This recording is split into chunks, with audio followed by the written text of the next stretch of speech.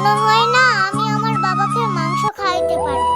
দেখেন না আঙ্কেল, আমি এই মাটির ব্যাংকটা ভেঙে এই কয় টাকাই পাইছি, বেশি টাকা পাইনি, তাই তো আমার স্বপ্নটা পূর্ণ করতে পারলাম না। আরে মামুনি, কে বলছে তোমাকে তোমার স্বপ্নটা এই মাটির ব্যাংকের মতো ভেঙে যাবে? না, তোমার স্বপ্ন পূর্ণ হবে, ঠিক আছে?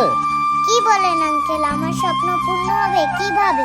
আর আপনি কি সত্যি বলতেছেন? হ্যাঁ, আমি সত্যি বলতেছি, দাঁড়াও। এই তুমি আমাকে ভালো দেখে 1 কেজি মাংস দাও তো। হায় রে নিষ্ঠুর মানুষ, ওর কাছে তো 200 টাকার মতো ছিল। 200 টাকার মাংস দিলে কি হইতো? এই যে ভাই আপনার 1 কেজি মাংস। দেখি তো মাংসগুলো ঠিকঠাক মতো দিল কি না। না, ঠিক আছে। মামুনি, এই যে নাও তোমার মাংস।